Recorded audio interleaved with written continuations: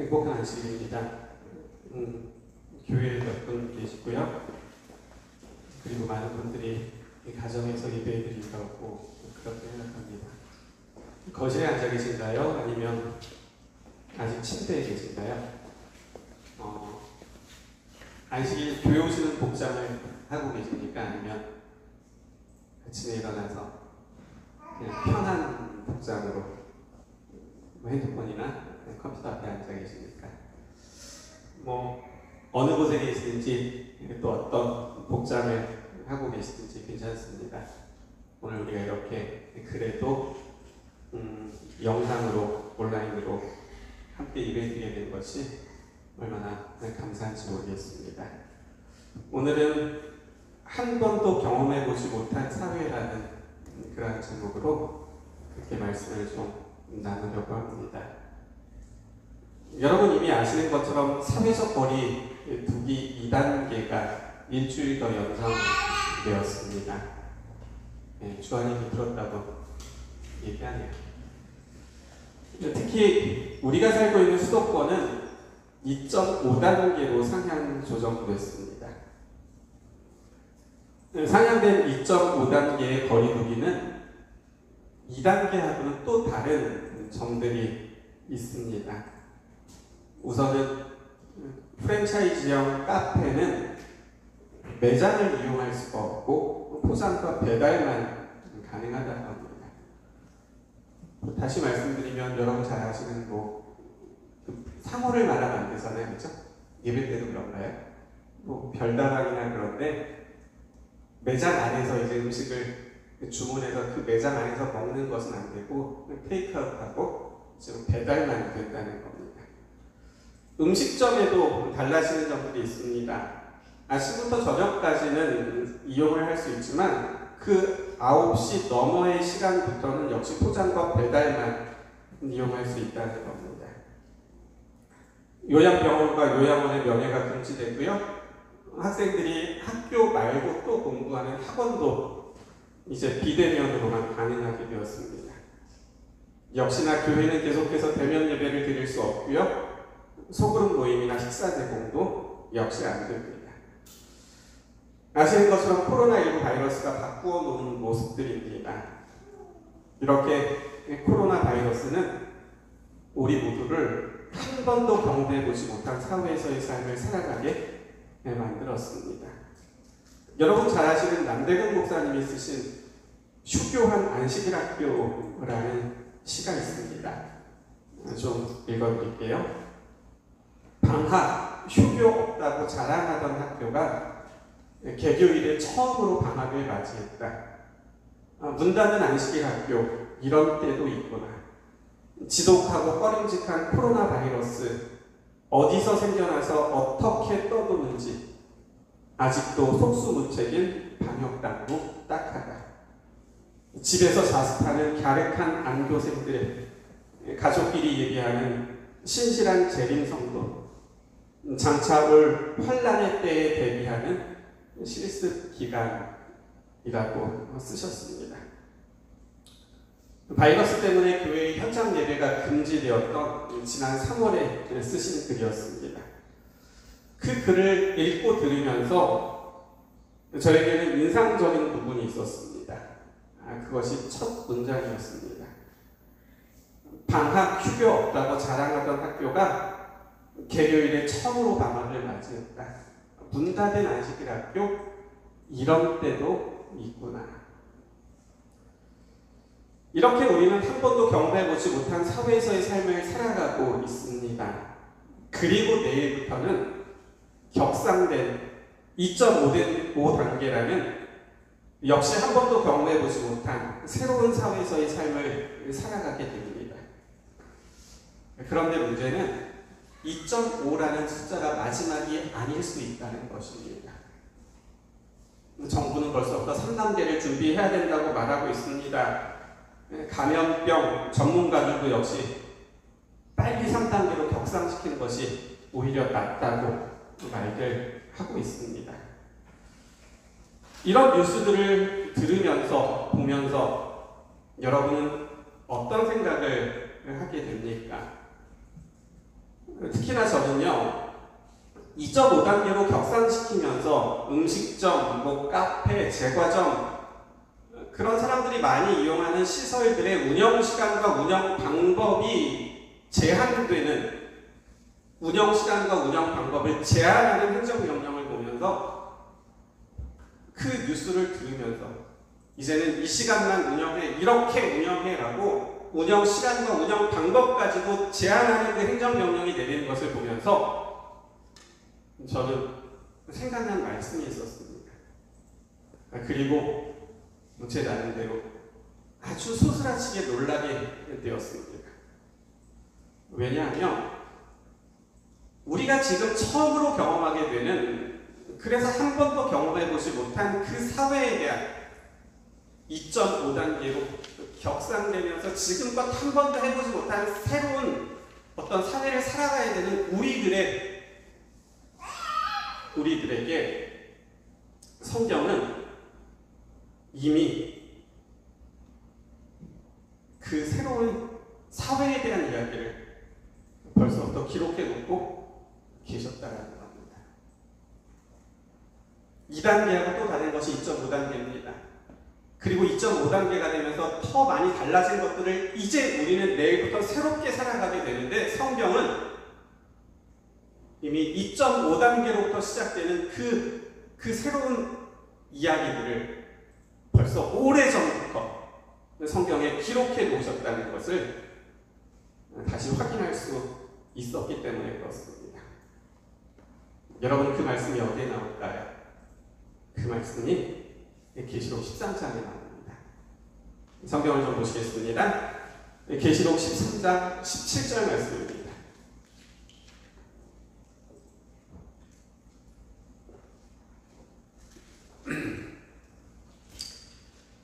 계시록 13장 17절입니다. 누구든지 이 표를 가진 자 외에는 매매를 못하게 하니 이 표는 곧 짐승의 이름이나 그 이름의 수라. 이 말씀을 좀 넓게 읽어보겠습니다. 16절부터 18절까지 읽어볼게요. 우리 같이 읽어볼까요? 그가, 시작. 그가 모든 자, 곧 작은 자나 큰 자나 부자나 가난한 자나 자유인이나 종들에게 그 오른손에나 이마에 표를 받게 하고, 누구든지 이 표를 가진 자 외에는 매매를 못하게 하니 이 표는 곧 짐승의 이름이나 그 이름의 수라. 지혜가 여기 있으니 총명한 자는 그 짐승의 수를 세어보라. 그것은 사람의 수니 그의 수는 666이니라. 여러분 아시는 것처럼 계시록 13장에는 두 짐승이 나옵니다. 1절부터 보면 두 짐승이 나오게 됩니다. 먼저 나온 짐승은 뿔이 10입니다. 머리가 7인 복합 짐승입니다. 10개의 뿔에는 10개의 면류관이 있습니다. 그 머리들에는 참남된 이름들이 쓰여있는 아주 이상한 짐승이 첫 번째 짐승입니다. 여러분 그 짐승의 정체를 기억하시나요? 그 짐승을 다니엘서를 가지고 해석할 수 있는데, 다니엘서 7장에 보면 그 짐승이 하는 일들을 이렇게 표현하고 있습니다. 지극히 높으신 이를 말로 대적하며 지극히 높으신 이의 성도를 괴롭게 하며 때와 법을 변경하며 성도들은 그의 손에 붙임받아 한 때와 두 때와 반 때 3년 반 1260일 1260년을 지낼 것이다 라고 그 계시록 13장에 나오는 첫 번째 짐승이 누구인지를 설명하고 있습니다. 오늘은 그 첫 번째 짐승이 누구인지를 자세히 설명하는 시간이 아니기 때문에 누구인지 말씀드리고 넘어가겠습니다. 첫 번째 짐승은 사단이 자신의 대리자로 내세웠던 그 로마 교황권입니다. 그런데 계시록 13장에는 또 하나의 짐승, 두 번째 짐승이 나옵니다. 기억하시나요? 어떤 짐승이었죠? 새끼양 같은 짐승이었습니다. 땅에서 올라온 새끼양같이 두 뿔 있는 짐승이었습니다.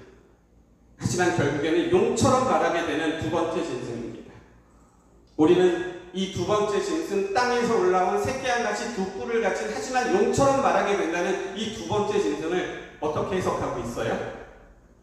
신대륙에서 올라온 미국으로 그렇게 이해하고 있습니다. 역시 그것을 설명하는 시간은 아니기 때문에 넘어가도록 하겠습니다. 그래서 두 번째 짐승은 미국입니다.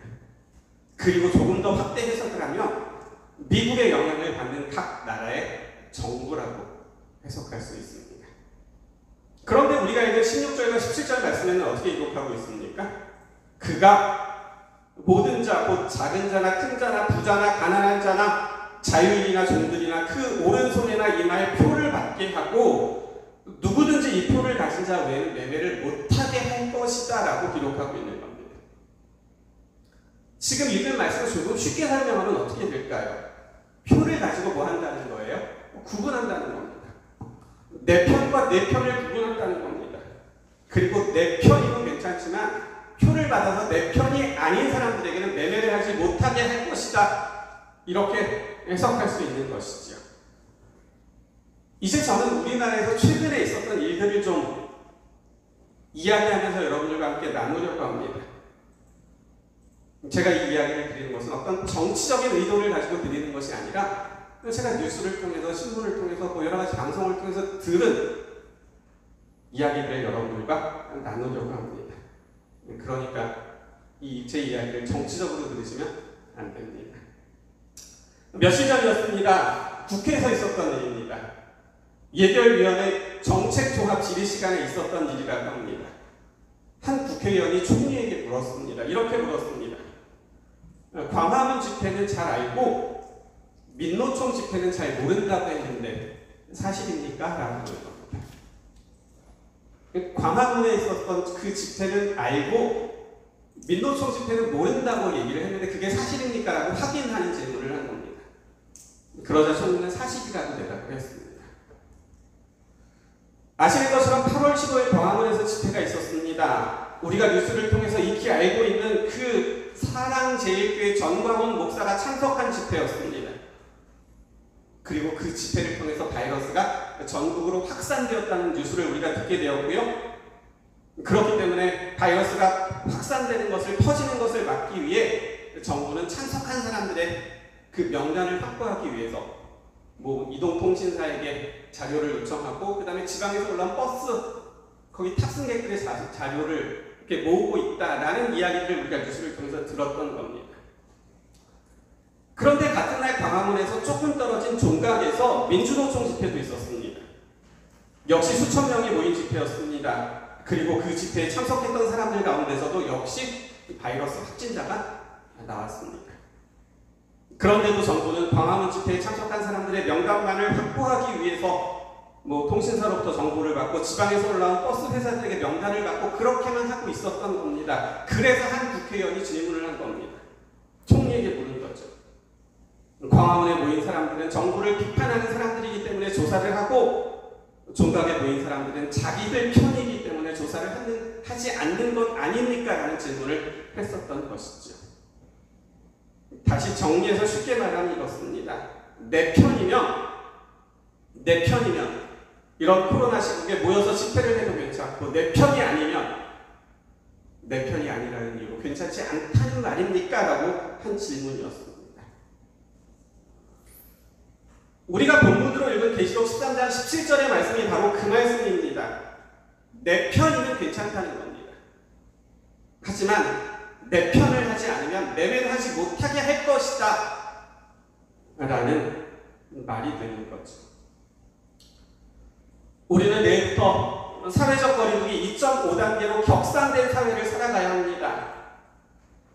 2.5단계에서는 2단계에서 경험해보지 못했던 또 다른 것들, 음식점과 카페 같은 곳에서 음식을 사고 주문하는 것이 일부 제한되는 사회를 경험하게 된다는 겁니다. 주목하고 싶은 부분이 바로 여기입니다. 이제는 정부가 행정명령을 통해서 음식을 사고 물건을 사는 시간과 방법을 뭐 할 수 있게 된다는 거예요?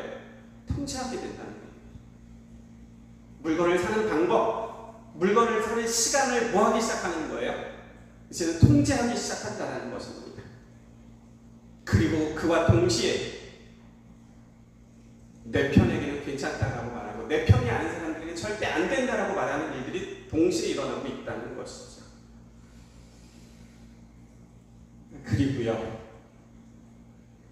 이렇게 한 번도 경험해보지 못했지만 살아가야 하는 내일부터의 그 사회가 놀랍게도 2000년 전 요한이라는 제자를 통해서 예수님께서 말씀해 놓으셨던 그 사회의 시작이라는 겁니다.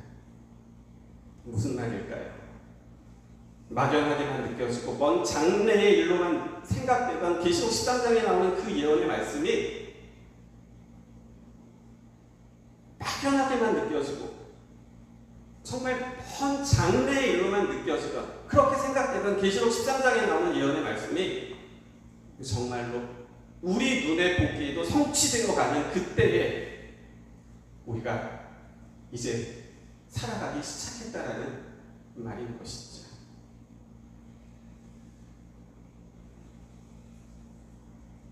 막연하게만 느껴지고 먼 장래의 일로만 생각되던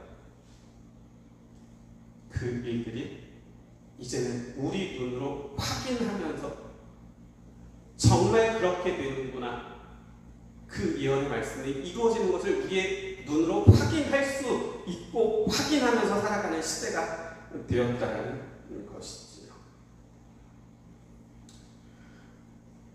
그리고 또 주목할 것이 있습니다. 오늘 우리가 본문으로 보고 있는 그 말씀이 계시록 13장 말씀입니다. 계시록 13장은 당연히 계시록 12장과 14장 사이에 있습니다. 그렇죠? 근데요, 계시록 12장 17절 말씀을 보고 12장의 마지막 말씀인 17절 말씀을 보고 14장의 시작이 되는 14장 1절 말씀을 보세요. 보겠습니다. 계시록 12장 17절입니다. 용이 여자에게 분노하여 돌아가서 그 여자의 남은 자손 곧 하나님의 계명을 지키며 예수의 증거를 가진 자들과 더불어 싸우려고 바다 모래 위에 서 있더라. 여러분께서 익히 잘 아는 말씀입니다. 용이 여자에게 분노하여 돌아가서 그 여자의 남은 자손 곧 하나님의 계명을 지키며 예수의 증거를 가진 자들과 더불어 싸우려고 바다 모래 위에 서 있더라. 어떤 말씀이죠?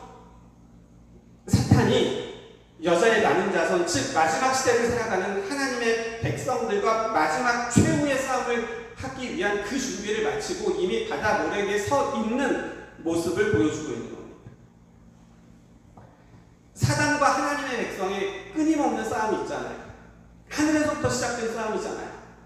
그리고는 이 땅으로 내려와서 구약시대에 싸우고 예수님께서 오셨을 때 싸우고 예수님께서 하늘로 올라가시고 나서는 교회와 더불어 싸우고 그리고는 최종적으로 사단이 계획한 마지막 싸움이 계시록 12장 17절인 겁니다.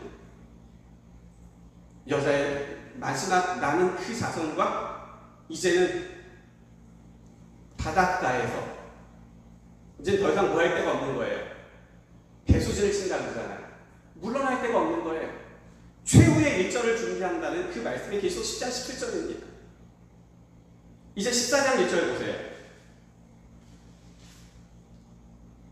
14장 1절이요. 이 말씀을 같이 읽어볼게요. 또 내가 시작. 또 내가 보니 보라 어린 양이 시온산에 섰고 그와 함께 14만 4천이 서 있는데 그들의 이마에는 어린 양의 이름과 그 아버지의 이름을 쓴 것이 있더라.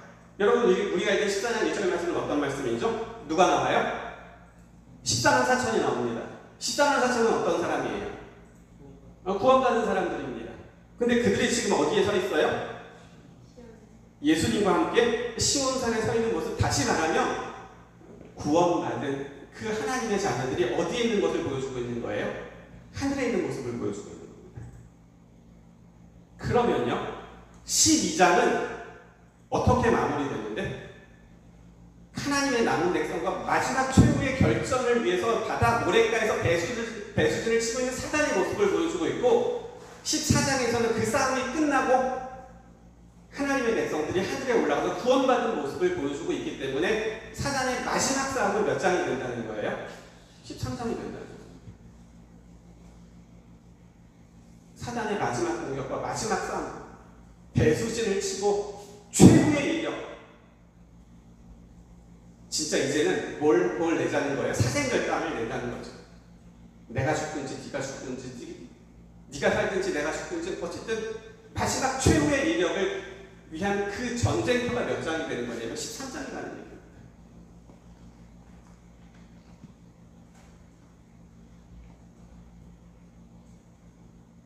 그래서 13장은 마지막 전쟁인 거죠. 그런데요, 내일부터 우리가 새롭게 살아가게 되는 2.5단계로 격상된 그 시간이 무슨 시간이라는 거예요? 매매를 못하게 하는 겁니다. 사고 파는 것, 그 모든 것들을 통제하는 때라는 겁니다. 그런데 정부는 내일부터 어떻게 한다는 거예요? 물건을 사는 것과 그 다음에 음식을 먹고 하는 시간과 방법들을 뭐 하겠다는 거예요? 제한하기 시작하겠다라는 것이죠. 물론 이 말이 내일부터 우리가 매매를 하나도 하지 못하고 그래서 내일 밤에 당장 예수님께서 오신다는 말이 아닙니다.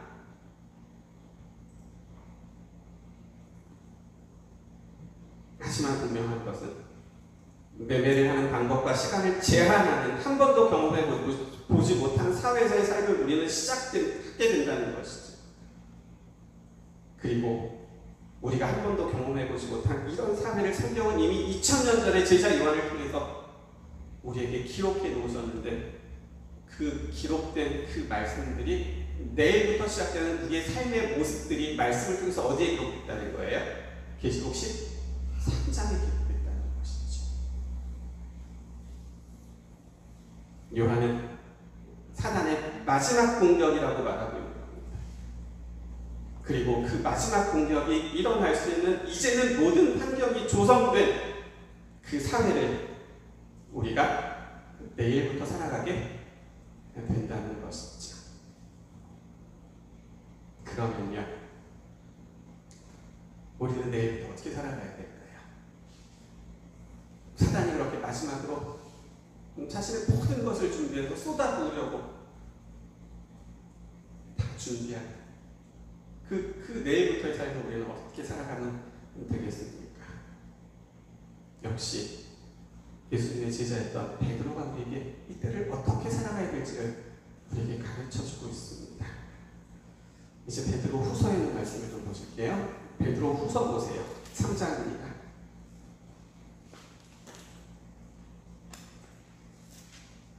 베드로 후서 3장 11절부터 13절입니다.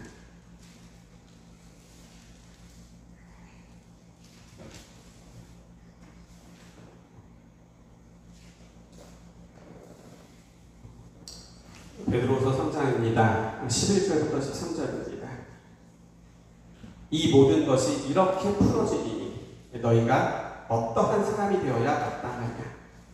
거룩한 행실과 경건함으로 하나님의 날이 임하기를 바라보고 간절히 사모하라.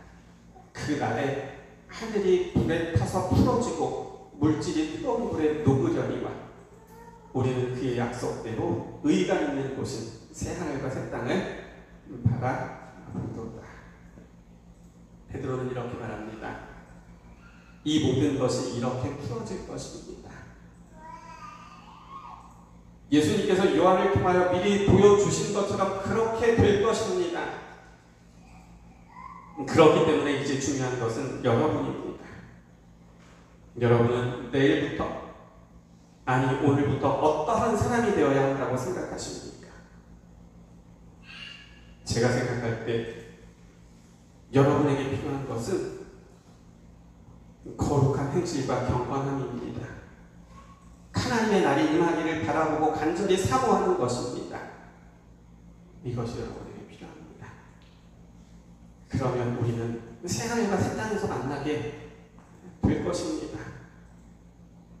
그곳에서 여러분 모두를 만날 수 있기를 바랍니다. 여러분 꼭 오세요. 누가 하는 얘기예요?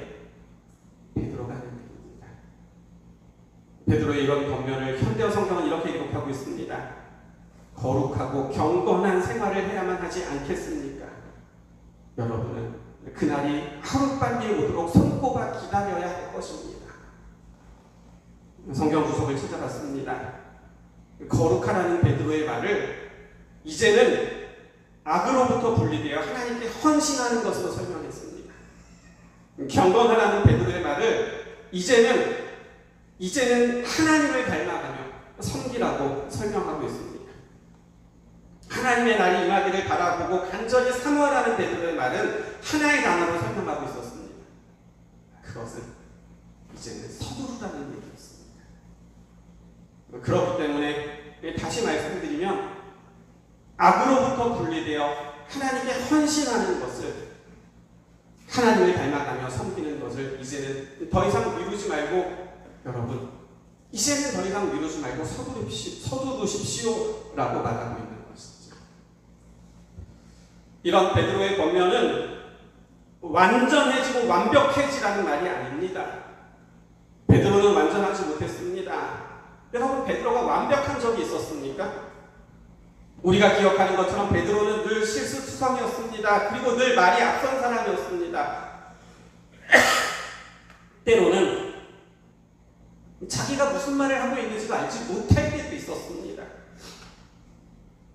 그런 베드로였죠. 하지만 그런 베드로에게 큰 장점이 하나 있었습니다.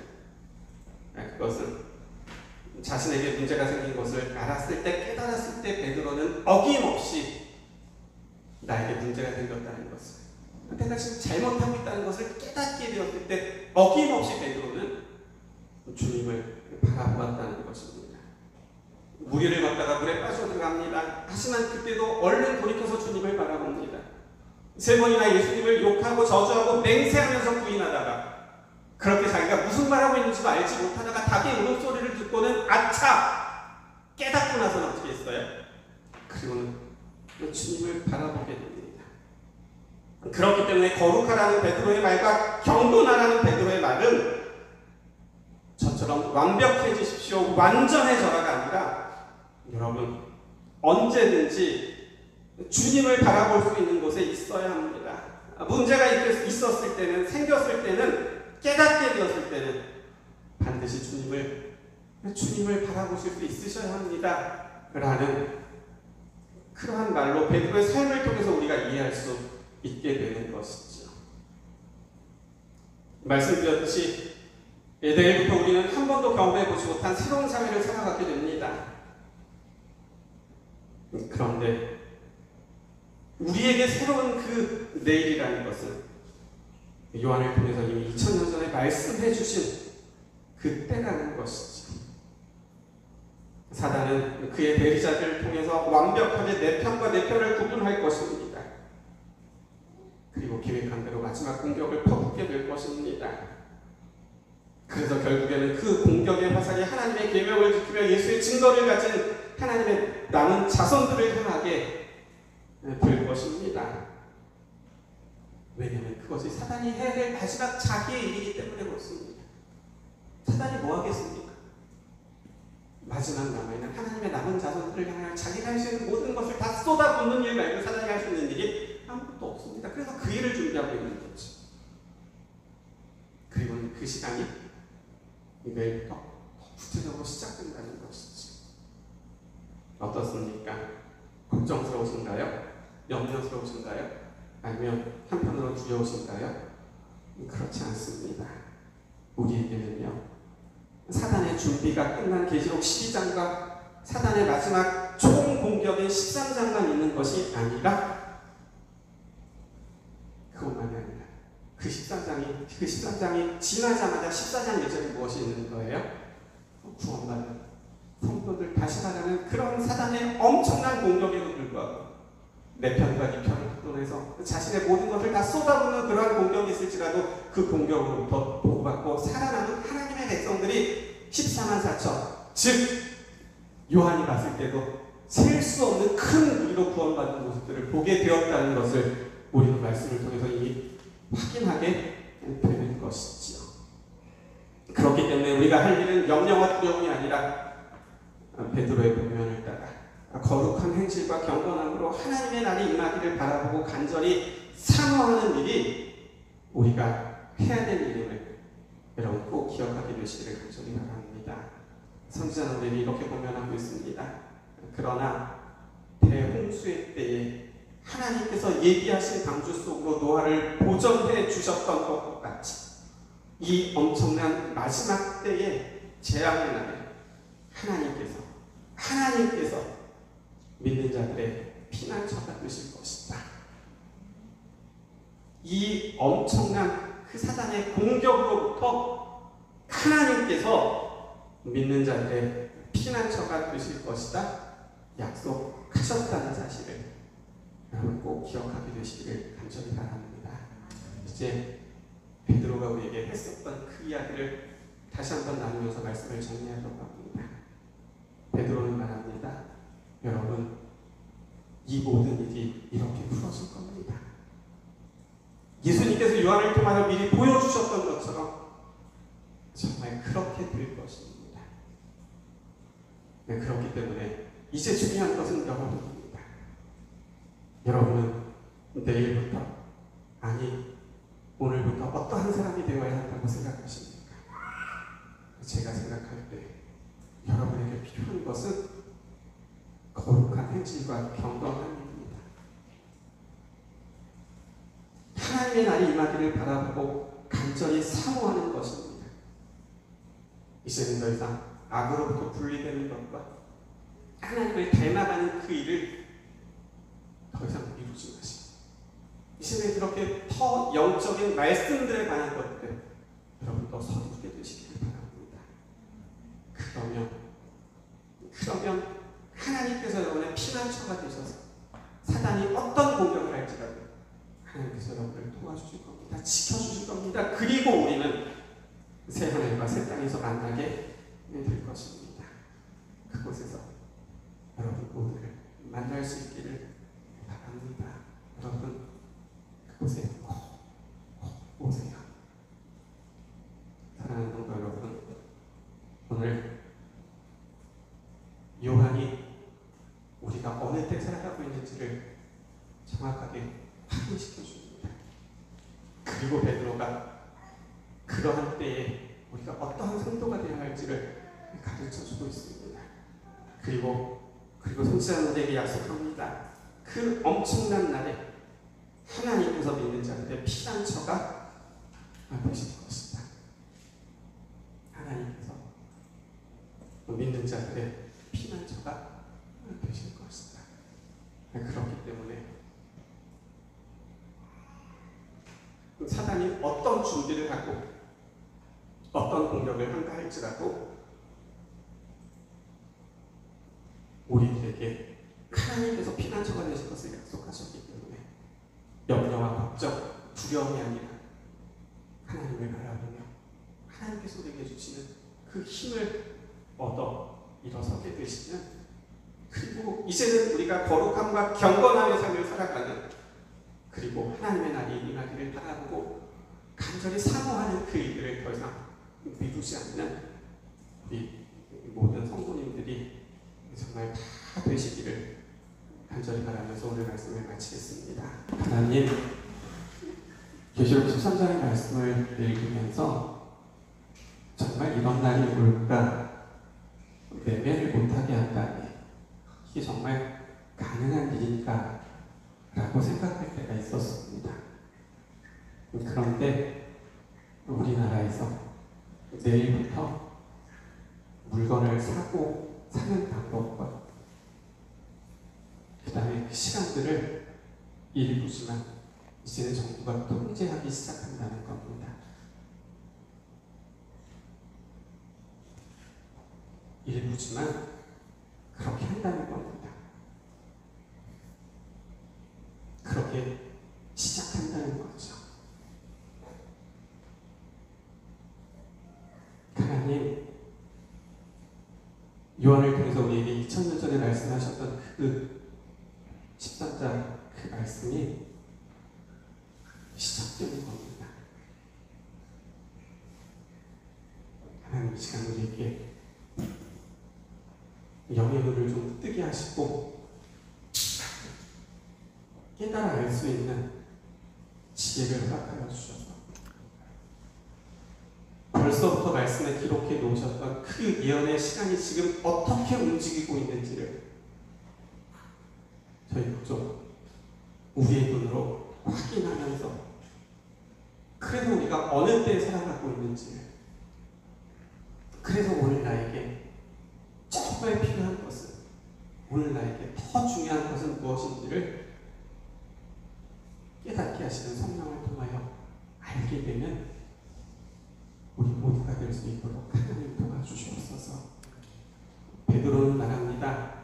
여러분, 이 모든 일이 이렇게 풀어지는 겁니다. 요한이 예수님께로부터 받아서 여러분들에게 전해준 그 말씀대로 이루어지고 있는 겁니다. 그렇기 때문에 지금 중요한 것은 여러분입니다. 거룩하고 여러분 경건하게 사셔야 합니다. 하나님의 날이 임하기를 소망하고 여러분 기도하셔야 합니다. 그러면 사단이 아무리 큰 공격을 준비하고 또 쏟아붓는다 할지라도 여러분들이 그렇게 하나님을 바라보면서 거룩함과 경건함으로 살아가게 된다면 하나님께서 여러분의 피난처가 되어주실 것이고, 13장의 말씀은 곧 끝나고 시온산에서 어린 양과 더불어 함께 서게 되는 14장의 이야기가 이제는 여러분들의 이야기가 될 것입니다 라고 우리에게 가르쳐주고 있는 것이지요. 하나님, 우리의 피난처가 되시겠다고 약속하셨습니다. 저에게 그 말씀 기억할 수 있도록 도와주시고, 그래서 하루하루를 살아가는 우리의 삶이 염려와 두려움 속에서가 아니라 그 가운데서 지켜주시는 은혜 가운데 날마다 살아갈 수 있는 우리 모든 믿음의 성도들에게 하나님 도와주시기를 예수님의 이름으로 기도드립니다. 아멘.